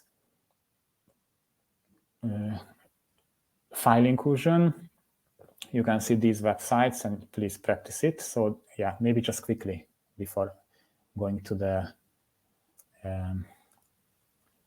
binary exploitation part. So what is this local file inclusion? I just remove this.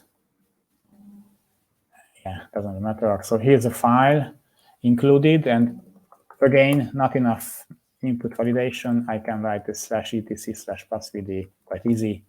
Then you can have the local file from the web server, and you can exploit it. Sometimes it's tricky, sometimes it's very easy. So you can do it as an example here. Another type of vulnerability that I was planning to talk about, but the time did not allow that, but still I quickly mentioned the practicing options. You can also practice some session-related attacks. So I just show one. Yeah. And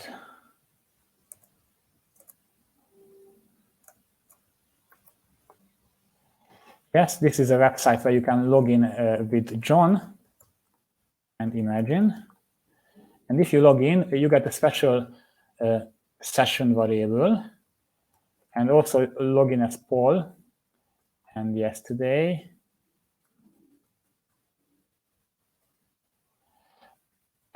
and using the Burp Suite tool that I put into the chat in the beginning of the presentation, you can analyze the session variables.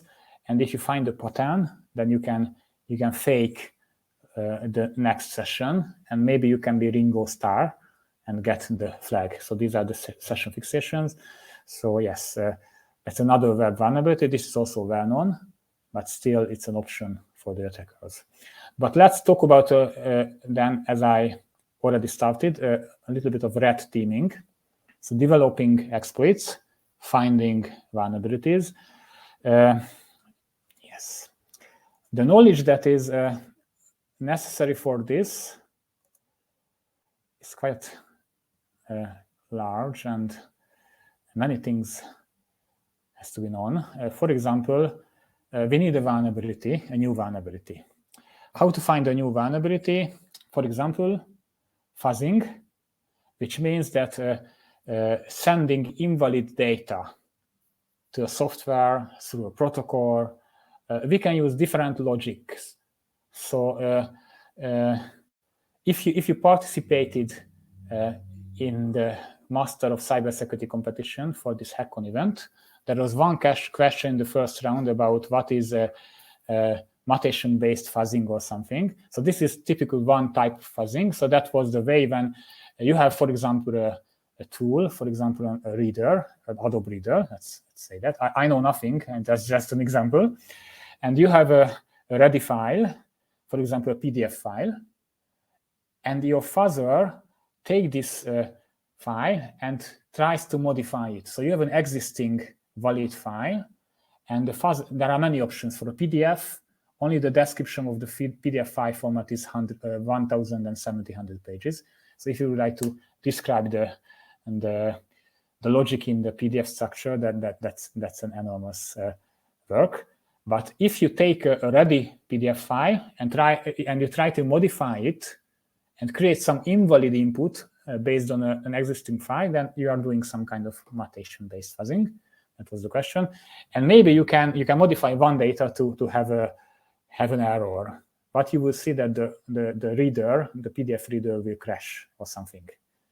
So for that type of knowledge, people has to have an understanding of the virtual address space, what is inside the virtual address space, understanding the machine level or the CPU instruction, assembly programming, how the instructions are executed, understanding the operating systems, how things are done in different situations, how the binary is executed, what happens with the memory in a special situation. You need to have an understanding of debugging, how to debug an application. And of course, there are existing binary exploitation techniques, and you need to understand them or invent a new one. Why not? And that's what needed for this. But the result is quite good from the attacker's perspective, because you can have something which was unknown. Yes. What about the virtual address space? If it's a Windows, or in other operating systems, but I use a Windows example here. You have different user space, kernel space, and you have different memory regions. You have to understand what is inside and find the vulnerability and do the debugging. You can see what is inside, for example, the virtual address space, what kind of sections and what DLLs if it's a Windows. It's a Linux example as far as I see, on the right side. But on the left side, it's a Windows immunity screenshot. So you have to see what is in the virtual address space, what is happening, and do the debugging. There are many debuggers. I was planning to show you WinDBG a little bit by the end of the presentation, but maybe I can show you just an old vulnerability. For Windows, it's maybe easier to use immunity. I'm not sure, but it's another option. But you can also, there are many other options, WinDB, DGB, or Linux. GDB is a very popular debugger. And that debugging means that you execute the program or run the program step by step, as it is written here, instruction by instruction. And with the invalid data, we would like to find the place where the application crashed. And when the application crashed, then we can find out the reason. And if we understand the vulnerability, we can provide the invalid data in a way to be useful for us, maybe take over the control of that vulnerable application, and then execute something for our own purpose. So that's the idea here with the debugging. And I think I have 30 minutes and I still would like to show you the solutions. So maybe just summarize it. So that's one of the easiest example, I think, that is possible to show with binary exploitation, which is also so spectacular. So obviously I could show much easier examples, but this is also spectacular and very short and easy to show. That's why I'm using this. It's quite old. It's already more than 7 years old now, but still the idea will be clear, I think. So that is a very easy Internet Explorer HTML web page, and I'm going to run it on Internet Explorer. So I have a Windows running here. Good, I think I hide it. Yes, and the code is quite easy. I have a form with some buttons and a checkbox. I have a JavaScript method inside, and I have some events inside. So that's an easy web page, only a simple form. So normally people would not think that that can cause any issue with a browser. But let me show the miracle. I believe my Windows should already running. Yes, it's here. And I'm going to run a Python service, Python.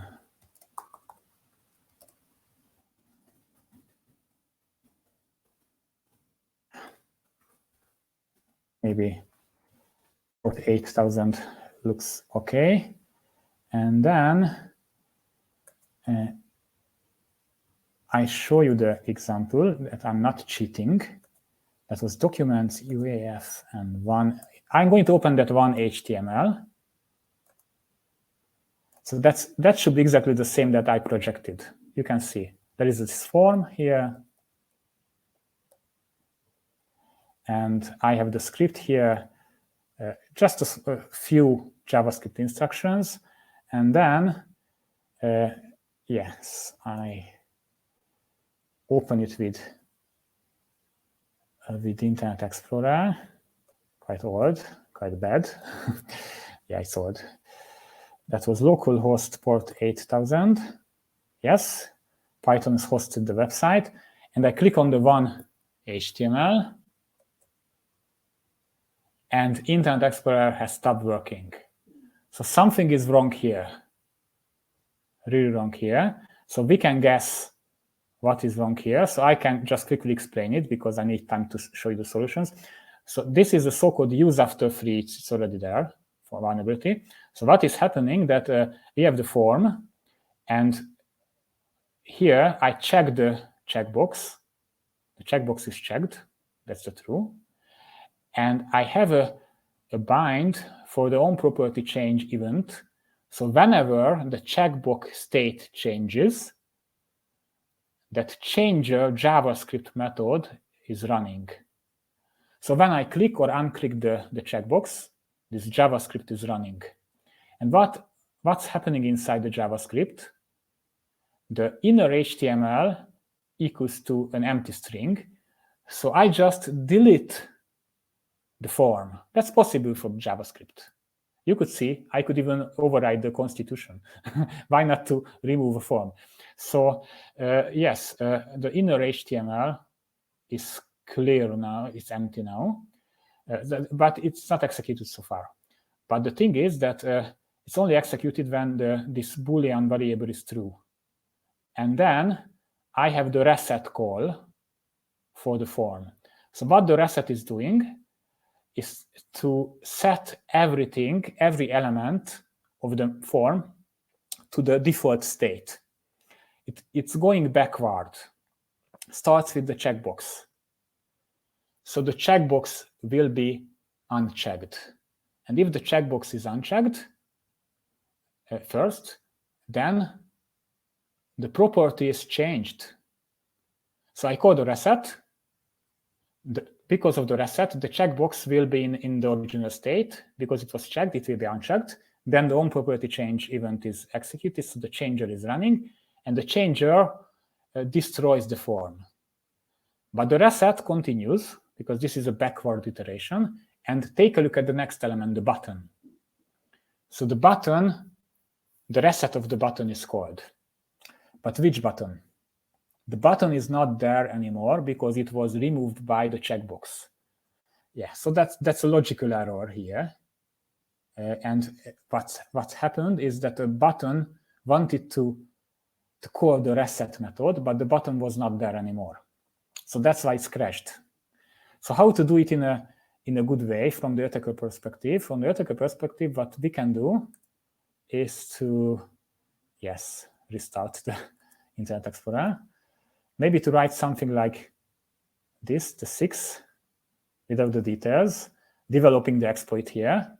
Many things here, heap spraying and different type of chunks and without explaining everything. I'm just opening it again, but not the first version, but the version number 6.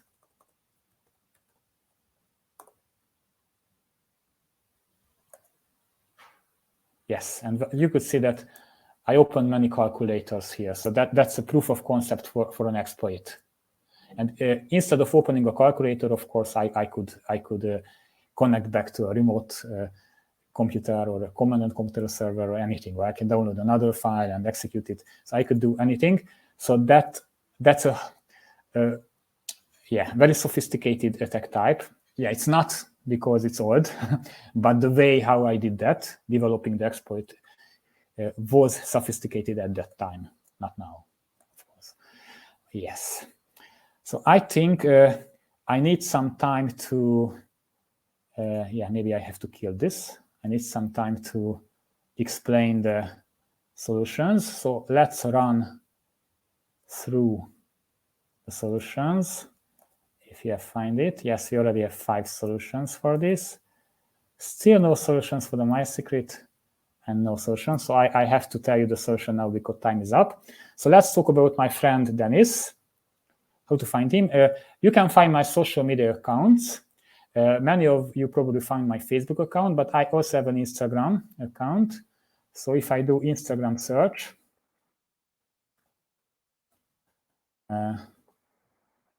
yes,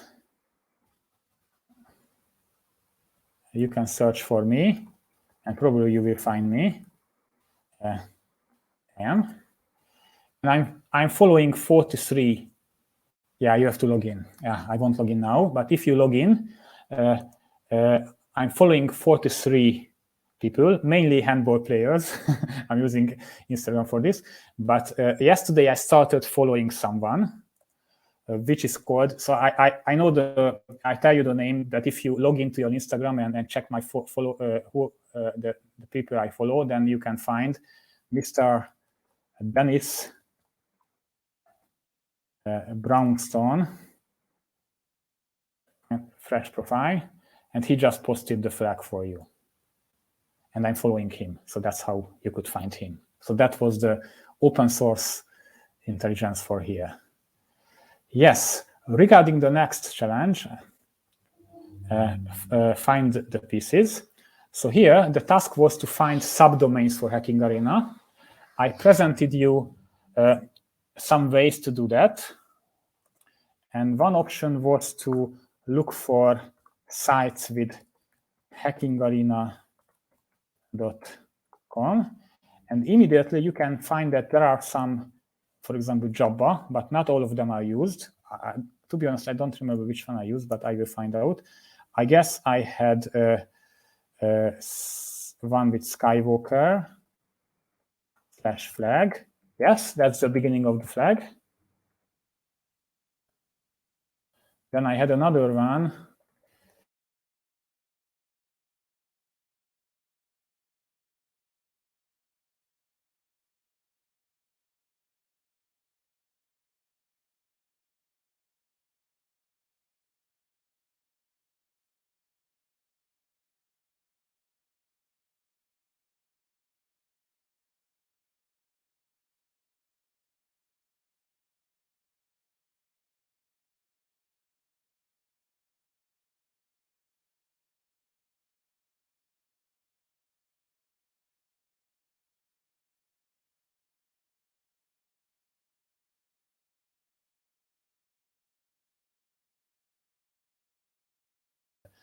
have the solution.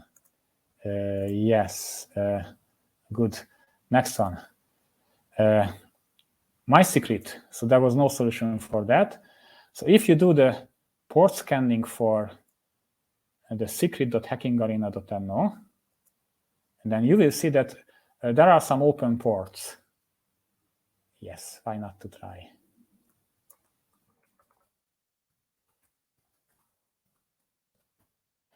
And of course, port 8 is open, but that was just a misleading information. Sorry about that.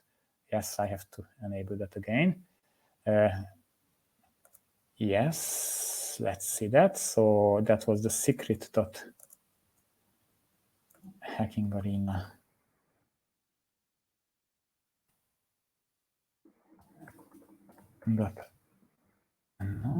Yes, I have to log in with my username, but I'm afraid I won't be able to log in, and you don't know my password, or at least I hope so. But if you finish the port scanning, maybe you have to do a specific port scanning or not. You don't have to, because you can see that port 8080 is also open. And unfortunately, there is an unsecure copy of the same service here. I didn't write in the description. Where is this? Secret server. So I was referring to the server itself. So you can find, where was this once again? Did I close? Yes, it's here. With 8080, there was an unsecure copy of that same website, and I have no password here. That was the flag here. So that was the solution. I hope it was not too difficult. So the idea was to have a copy of the website on another port. And the last challenge, unfortunately, there was no solution here, was my flag collection. So let's try to find the solution for this. And I go here. If you just change this and show me the flag, you get some flags. But I need something else, so I'm going to edit it. Yeah, maybe I do it with Chrome because it's better for that purpose. Still, you can see this. So I'm going to inspect and add or change something. The night CTF, I change it to on. Yes, then I go back here and send now the night CTF, and I got a fatal error, which is a call to a member function get flag. But I can see that I have the old version 2 index PHP. So there is an old version here. Sorry about that. Old version 2. So if you check the old version 2 web page, then it's not that secure. And I can log in as admin the way how we learned with SQL injection, with a quote and a hash, and the flag is there. Yes, so time's up. I stop sharing, and then still have time for the questions.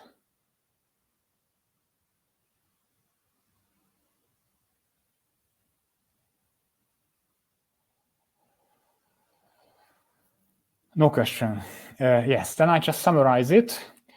Yeah, I would like to repeat myself again that it's not easy to have a summary about art of hacking in 3 hours, because there are many different fields, and also the audience has different competence. So I was trying to find the best way to say something easy and something more difficult, also provide some challenges. Yes. But the conclusion is that some vulnerabilities are very easy to exploit.